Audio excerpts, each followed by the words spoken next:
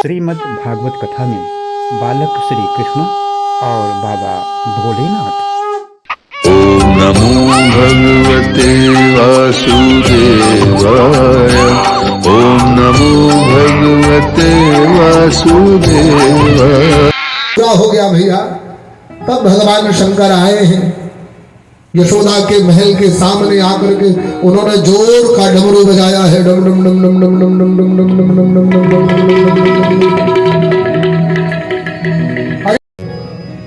यशोदा मैया बाहर आई है। कौन है? अच्छा महात्मा जी आए हैं। ओह कुछ लेकर आती हूँ। बाबा कहते नहीं नहीं कुछ लेकर नहीं आया।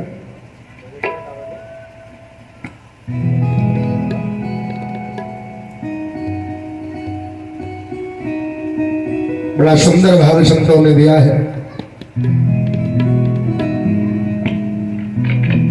संत कहते हैं कि जो भगवान शिव भी परमात्मा का दर्शन करना चाहे तो उसे परमात्मा के भक्तों से आज्ञा लेनी पड़ती है।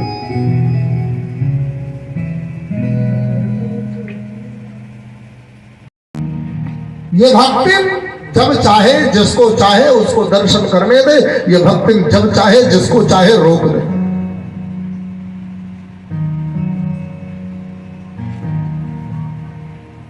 स्वयं शिव हो महेश हो तो क्या।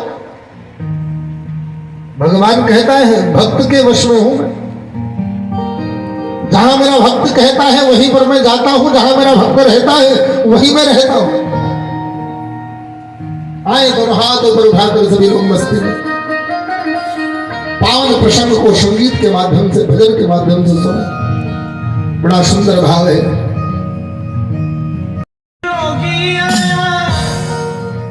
भेद कोई समझ न पाया। हाँ सबसे बड़ा है तेरा नाम भोलेनाथ भोलेनाथ भोलेनाथ भोलेनाथ भोलेनाथ भोलेनाथ भोलेनाथ भोलेनाथ भोलेनाथ भोलेनाथ।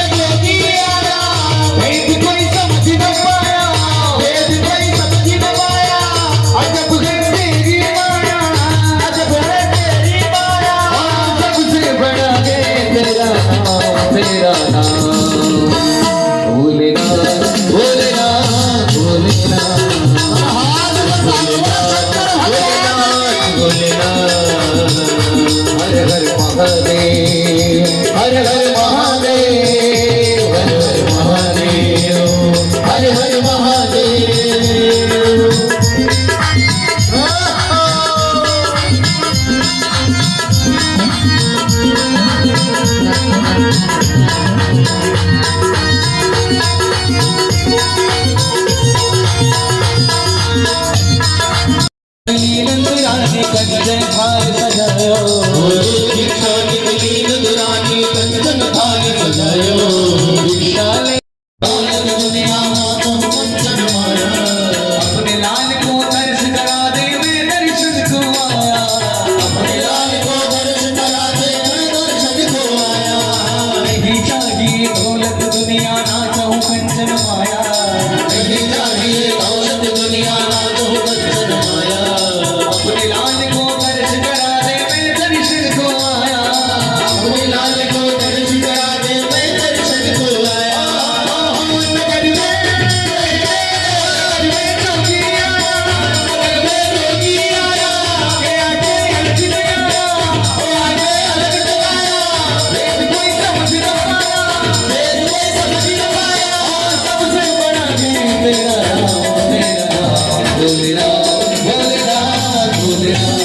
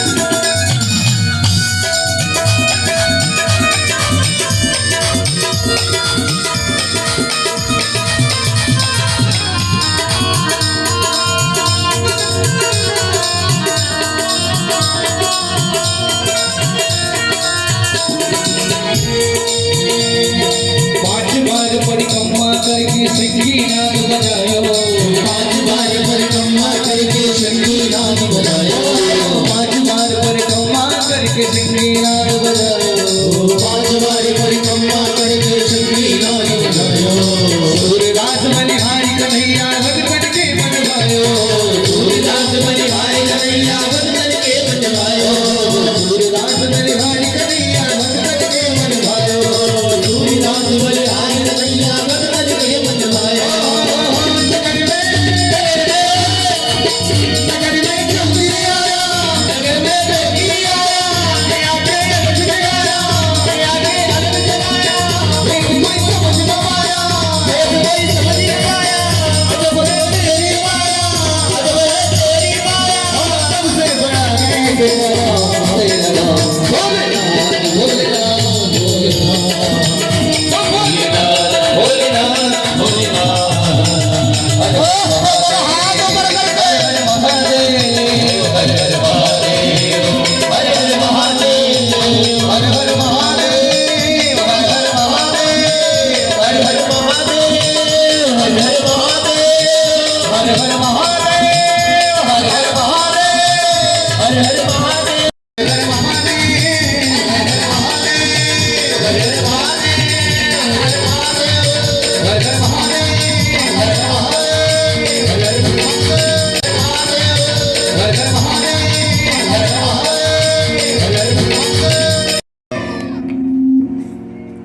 अब भगवान भोलेनाथ कितना भी वेश बदल ले, वो कहावत है ना कि व्यक्ति का नेचर और सिग्नेचर ये दो चीज नहीं बदलता है।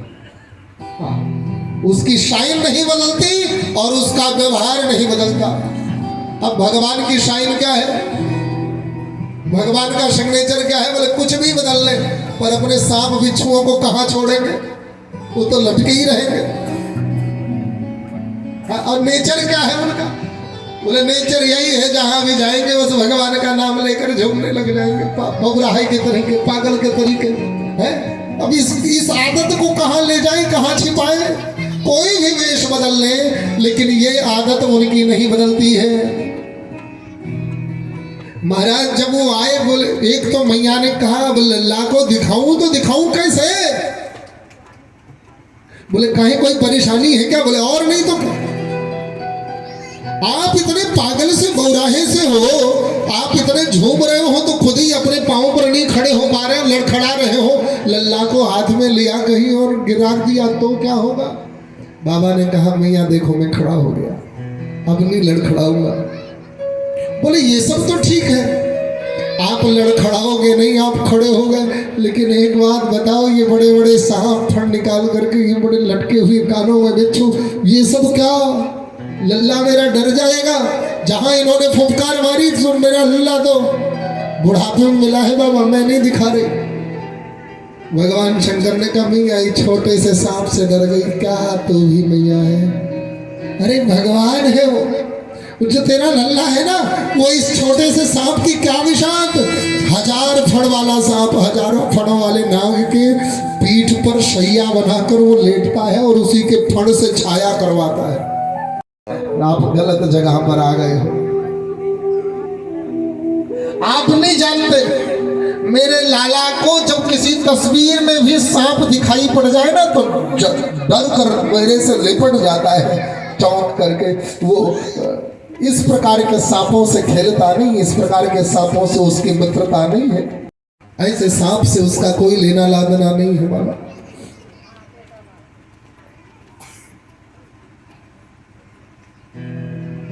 कोई जरूरत नहीं आपकी, मैं नहीं दिखा रही। बाबा ने कहा मैया एक बार तो दिखा दे। बोले बिल्कुल नहीं दिखा रही।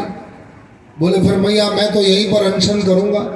बोले कितने दिन तक? बोले जब तक तू निकलेगी नहीं। बोले मैं कभी नहीं निकलूंगी। बोले घर से ही नहीं निकलेगी, मैं तेरे दरवाजे पर बैठूंगा। बोले एक दरवाजा हो तब तो, ये दरवाजा बंद कर लूंगी, दूसरे दरवाजे से निकलूंगी, दूसरे दरवाजे से लल्ला को निकाल लूंगी, इस दरवाजे को हमेशा के लिए बंद। नंद भवन में 9 द्वार है। अब नंद भवन 9 द्वार का नंद भवन कैसे? बोले ये जो शरीर है ना, यही नंद भवन है, और इस शरीर के जो 9 छेद है, यही नंद भवन के 9 द्वार है। जो हमारी आत्मा है वही तो कृष्ण है।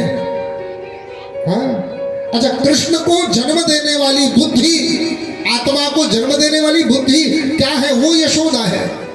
अब चाहे उसी को कीर्ति कह लो, चाहे यशोदा कह लो, चाहे उसी को राधा कह लो, चाहे उसी आत्मा को कृष्ण कह लो, क्योंकि राधा वल्लभ रूपिण्यौ, ये भगवान व्यास जी ने लिख दिया है। कृष्ण द्वैपायन ने कहा ये राधा कोई अलग नहीं है, राधा भी कृष्ण ही है और कृष्ण भी राधा ही है ना। पुष्प वाटिका में तब माता सीता ने वचन लिया था कि कभी हमारे लिए ये स्त्री का रूप हमेशा के लिए धारण करके आओ तो माने। तो परमात्मा का आह्लादनी स्वरूप ही राधा है, उनकी प्रेममयी शक्ति ही राधा है। राधा और कृष्ण दोनों अलग अलग नहीं है। लोग प्रश्न करते हैं ना कि जब प्रेम राधा से किया तो विवाह रुक्मिणी से क्यों किया? भाई प्रेम हर व्यक्ति अपने आप से करता है, लेकिन अपने आप से विवाह कोई करता है क्या? जो वात्सल्य है, जैसे हर पुरुष में वात्सल्य भाव होता है, उसका वात्सल्य भाव ही उसका स्त्रीत्व है। हर पुरुष, हर पिता में माँ होती है और हर माँ में पिता होता है। तो स्त्री में पुरुषार्थ होता है और पुरुष में स्त्रीत्व होता ही होता है। तो ये दोनों एक दूसरे के पहलू हैं। एक जैसे कृष्ण साधक स्वरूप है, एक साधक का स्वरूप कृष्ण है, और कृष्ण जो राधिका है वो प्रेममयी शक्ति है, आह्लादिनी शक्ति है। तो कृष्ण और राधिका दोनों एक ही है। कृष्ण राधिका दो एक है, इनमें अंतर ना है। ना राधा में अंतर है, ना कृष्ण में अंतर है, ये दोनों एक ही है। और दोनों के माँ का नाम एक है, कीर्ति और यशोदा। यश मतलब यशम ददाती यशोदा, जो यश को प्रदान करे वो यशोदा, और कीर्तिम ददाती कीर्तिदा, जो कीर्ति को प्रदान करे वो कीर्तिदा। तो यशोदा और कीर्ति दोनों एक ही शब्द के पर्यायवाची शब्द है, एक ही नाम के, चाहे यश कह लो या कीर्ति कह लो। और वृषभान नंद, नंद क्या है? बोले धर्म, धर्म स्वरूप जो वो नंद है। वृषभान, भानु मतलब राजा, वृष मतलब बैल, बैल का धर्म का स्वरूप। बोले धर्म का जो धर्मराज हो वो नंद, वो वृषभान। तो दोनों के दोनों धर्म है, और दोनों के दोनों धर्म से क्या प्राप्त होता है? धर्म से यश प्राप्त होता है, धर्म से कीर्ति प्राप्त होती है। इसलिए धर्म से जब कीर्ति प्राप्त हो तो उस धर्म और कीर्ति, धर्म और यश के संयोग से कृष्ण की उत्पत्ति होती है। और वो कृष्ण इस नंद रूपी इस शरीर रूपी नंद महल में रह करके अपना जीवन जीता है। और जिस कर्म को करते हुए इस शरीर का समय बिताओगे उसी प्रकार ये शरीर मेंटेन रहेगा, उसी प्रकार ये शरीर ढहेगा। खंडहर होता है, ये शरीर भी खंडहर होता है। तो कहा 9 द्वार है नंद महल में, 1-2 द्वार हो तो मैं डर जाऊं आपकी धमकी से, मैं दूसरा द्वार खोल लूंगी बाबा। इस द्वार से ना कभी मैं निकलूंगी ना कभी मेरा लाला निकलेगा।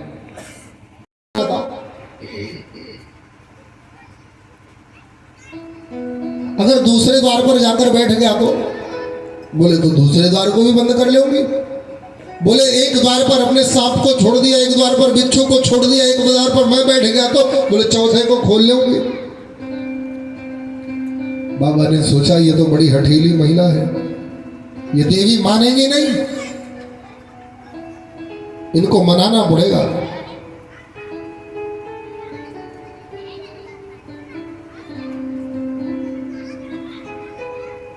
लेकिन अब मनाए तो कैसे मनाए, किन शब्दों में मनाए? एक भी बात सुनने को राजी नहीं, एक भी बात सुनने को तैयार नहीं है। शंकर बाबा रोते हुए वो घर से बाहर चले गए, एक पेड़ के नीचे जाकर बैठकर रोने लगे। जब बाबा रोने लगे तो भगवान सरकार भी रोने लगे, लाला भी रोने लगे। अब सभी चिंता में आ गए, वैद्य को बुलाया गया। वैद्य नाड़ी पकड़े, कुछ समझ ही ना पाए। लोग नजर टोना उतारे, कुछ समझ में ही ना आए। कहू उसने मार दियो टोना,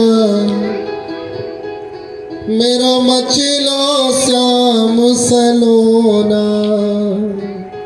कहू उसने मार दियो टोना, मेरा मचलो श्याम सलोना। मार दियो टोना, मेरो मचलो श्याम सलोना। उसने मार दियो टोना, मेरो मचलो श्याम सलोना। उसने मार दियो टोना, मेरो मचलो श्याम सलोना।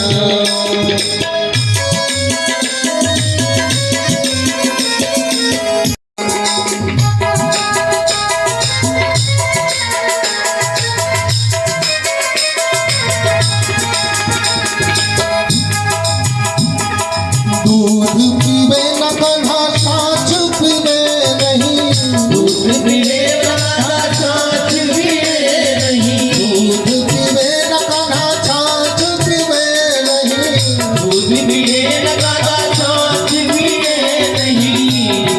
खाए न माखन को लोना, खाए न माखन को लोना, मेरा मचलो श्याम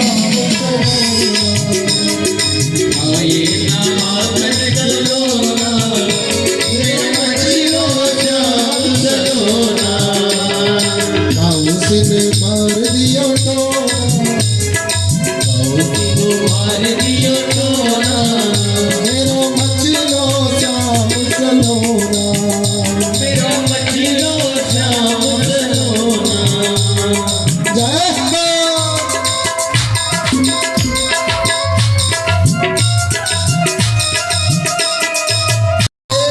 दासी आई, बोले मैया सुनो सुनो सुनो, एक बात बताए, ये किसी के नजर उतारने से नजर ना जा रही है। इसका मतलब किसी ने शाप दे दिया है। मतलब क्या शाप? बोले कोई आया था लल्ला का दर्शन करने, जिसको आपने दर्शन नहीं करने दिया। बोले हाँ, एक बाबा वैरागी आया था, उसी ने शाप दिया होगा। अब तो ढूंढना पड़ेगा, अब तो मैया और व्याकुला है। मेरो मचलो श्याम सलोना, मेरो मचलो श्याम सलोना। अगर कमरागिर चली गई, एक वृक्ष के नीचे वो महात्मा बैठे भगवान का भजन करते हुए रुदन कर रहे हैं। जाकर पर वो दासी कहती है कि चल रे योगी नंद महल में, तो है यशोदा माँ तू बुलावे। तू आपके लला को नजर लगी है, राई लोन करावे। कहू सीने मार दियो तो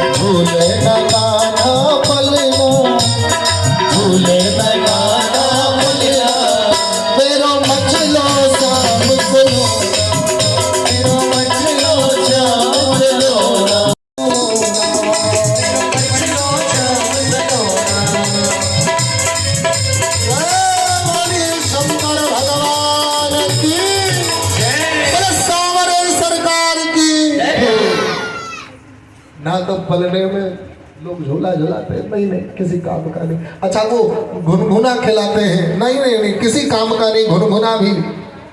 अच्छा माखन का लोना लाकर खिलाए, बोले वो भी किसी काम का नहीं। बोले दूध पिलाने लगे, बोले दूध भी किसी काम का नहीं है महाराज, दूध भी नहीं पी रहा है, छाछ भी नहीं पी रहा है, न छाछ पी रहा है न दूध पी रहा है, ना तो मेरा श्याम खेल रहा है ना ही मेरा श्याम झूला झूल रहा है। ये तो बस केवल और केवल मचल रहा है, मेरा मचलो श्याम सलोना। और जब भगवान शंकर जी आए तो भगवान शंकर ने देखा मैया लाओ लाला को हाथ में लिए, हाथ में लेकर के एकदम मगन होकर के जैसे देखे लल्ला की ओर लल्ला ने देखा, लल्ला भी चुप हो गए। मैया यशोदा ने सोचा अब तो हो गया, चुप हो गया मेरा लाला, कहीं इनके विकराल वेश को देखकर फिर से डर कर रोने ना लग जाए। छीन लिया लाला, फिर से छीन लिया हाथ में, और जैसे फिर से हाथ में छीने मैया ने व्याकुल हो गए। बाबा व्याकुल हुए तो भगवान फिर से मचल गए। अब फिर मैया चिंतित हो गई तो फिर से व्याकुल हो गए। अब महाराज वो चिंतित हो करके मैया